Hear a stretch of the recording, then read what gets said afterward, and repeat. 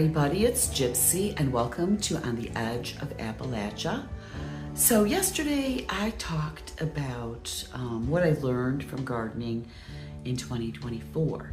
So today I want to tell you guys what some of my projects are that I have planned, particularly for spring of 2025. So today is December 27th. And there is something about right after Christmas where I get excited about gardening for the next season. So I've only had about a month or two break, but I missed it so much and I was just kind of getting ugh.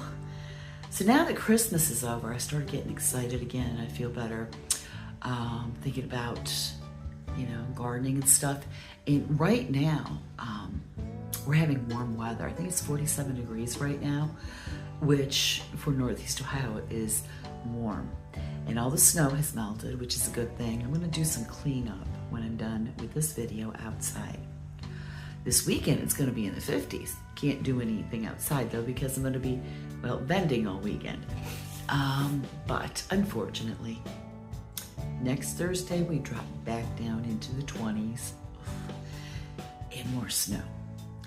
But I want to take advantage of getting out there and doing a little bit of cleanup and stuff. So anyways, this is what I have planned, project-wise and stuff for this upcoming season. I can't wait. Oh, and very, very soon, I'm gonna start planting my seeds in here for my seedlings. That is my little grow light. I have to keep the plastic over the greenhouse shelves inside because I have 3 cats. So for the sake of my plants, I keep it covered. Anyways, so my projects for 2025. First, most importantly, is I have to fix and tighten my fence. It's a deer fence that I had very high with fence posts. But as the season wears on, it sags more and more. And there are a couple areas that need fixed. One in particular is my cat Draco. He found a little corner that he just slashed open. The cats love the garden. They've never destroyed anything in there. They love to go in there with me. Well, I guess he decided one day he would make himself at home, and he made a little slash in there, and so I have to fix that. I have to tighten the fence, straighten up the poles and stuff. So that's first and foremost on the list, I'd say. Oh, and the next, I have to make a rail gate for my garden fence. Last year, I just rigged some, used my hillbilly ingenuity, and I just rigged up a gate, and it worked okay for the whole season, but it's not really holding. So I'm gonna get do a wood frame and, real hinges and stuff. So I'm gonna do that this year. Let's see, what's next? Oh, get more done in my herb/cottage garden. For those of you who have been watching me over the past year, I started a garden that has herbs in it and a bunch of wild plants. Any, kind of greenwich sort of thing that would appeal to me, I put in this garden. Oh, it came out so beautiful. And so what I am doing next is I'm laying out pavers. Whoever used to live here in the past had some kind of building structure someplace that they tore down, and there's all these pavers and bricks, all kinds of cool stuff. So I'm just kind of putting down kind of haphazardly. So it kind of has this, kind of old time English cottage garden sort of look. It doesn't match, it's not fancy, it's just very rustic.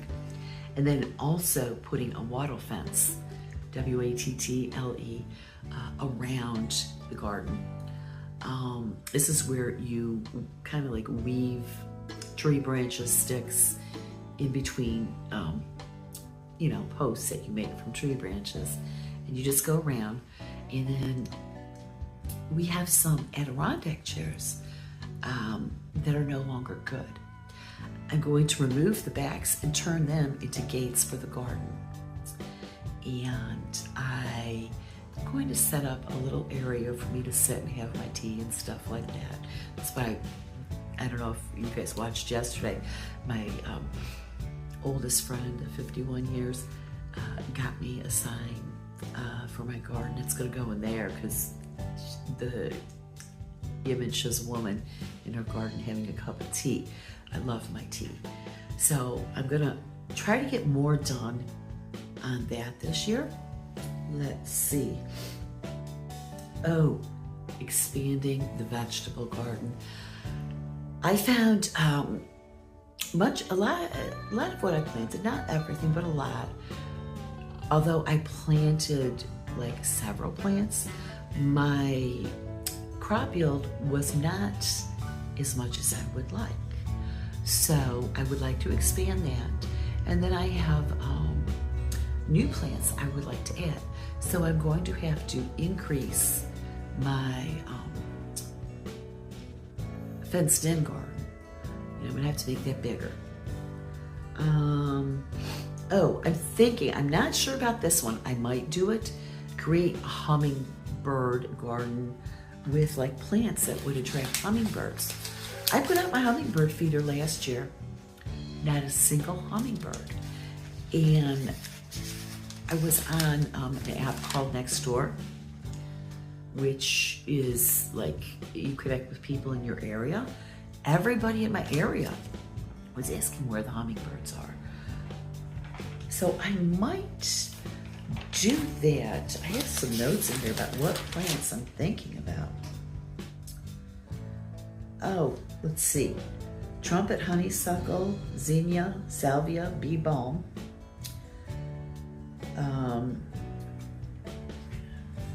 Beard's tongue, delphinium, hollyhock, sunflower, whatever would attract hummingbirds. So let's see. Oh, adding new crops. So here, I want to increase my perennial edible food, not smoking. Anyways, so I want to add in rhubarb and grapes for the perennials. Then for like herbs, finocchio is fennel, oregano, kitchen sage. Oh, I want to plant some honeydew. Oh, I love melons. Pepperoncini has been requested by my son, which I'm not complaining about because I love pepperoncini. I'll grow those and pickle them, and they're so good on sandwiches. Italian Americans will get that joke. Now, here's another thing. I don't know if this is doable or not. I have no idea. Anybody who has any experience, let me know. I made homemade cranberry juice this year, and I posted about it on Facebook. So an old friend of mine from when we were teenagers, he always likes to tease people. And you know, whenever I posted something I made, if it was from my garden, I would state that. Not that I'm really bragging, but I want to encourage others to start growing their own food. So I will say, I made this, and this, this is from my garden, whatever. So when I posted about my cranberry juice, I made cranberry juice concentrate, my friend goes, yes, but did you grow the cranberries? And I said, Scott, don't put it past me, because I am trying to think of a way, is it possible to grow cranberries in this climate? I don't know. Anybody who's ever grown cranberries, please let me know. I have to do some research, what's required, what kind of climate, etc. I love cranberries. So cranberries, I don't like that stuff in the can. It's just like a, gelled. It looks like, when you take dog food out of a can, how it stays. Anyways, I like fresh and my homemade cranberry sauce. I just love cranberries. Anyways, so that's what I'm thinking in increasing crops. Now, another project I have, crops that I want to double. Peas. I definitely want to do that.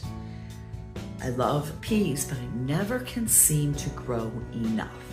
So I'm gonna have to double that. The bountiful beans, the green beans that I grew, the ones that don't have any strings, they're maybe about 7 to 8 inches long, and they're delicious. And I planted 75 plants, but I didn't get that big of a harvest. But I love those beans, so I'm going to increase those. Tomatoes, I definitely have to. Despite the amount of tomato plants I planted, still not enough tomatoes for me. And I think because of my heritage, I use a lot of tomatoes.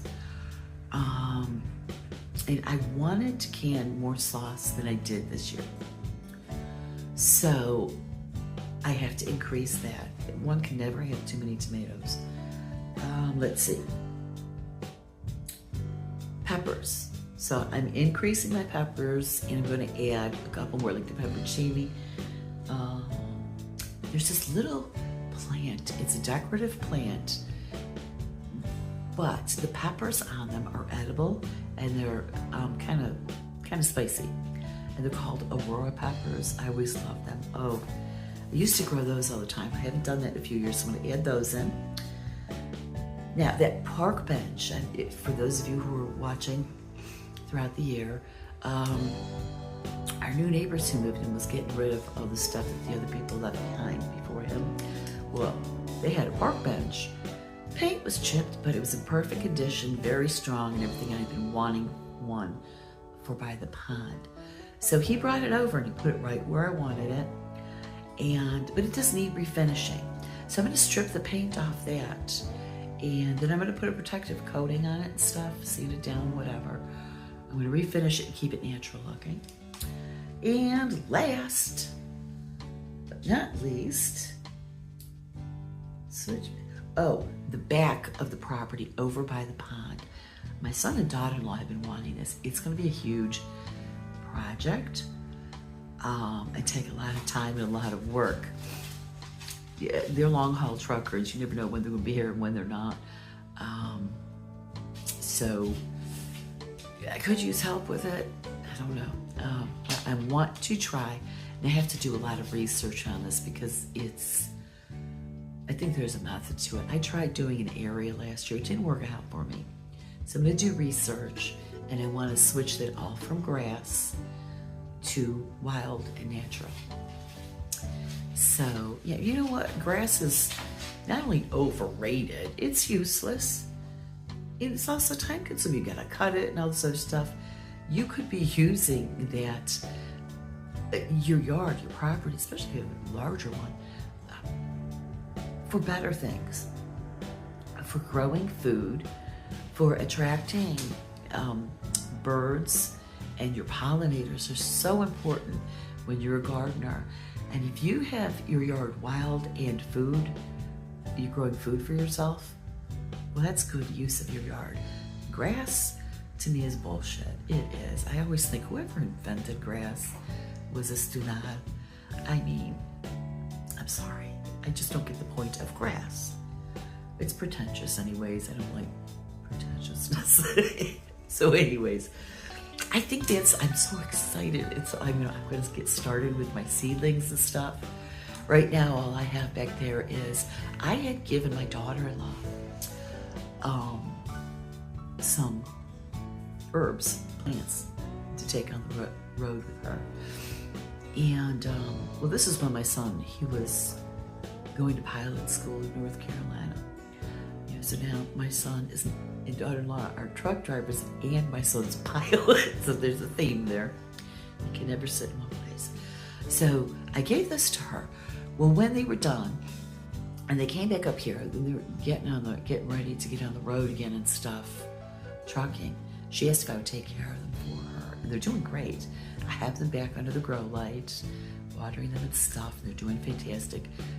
The two big pots back there are my little Paris Market carrots. They're so cute. They're about an inch around. They're perfect for sale. As a boy, they're good. Very sweet. So if you're looking for something like that, Paris Market carrots, I highly recommend. So anyways, we're gonna forge on with gardening. It builds up throughout the year more and more and more. So, oh, I didn't tell you guys. Maybe I did. I think yesterday I did. my, I planted my garlic in November, like you're supposed to in this area. And we only have had a few days of warm weather. I go out there and my garlic thinks it's spring. Not all of it, but a couple of them are popping up already. I'm like, okay. But anyways, I planted a lot of garlic.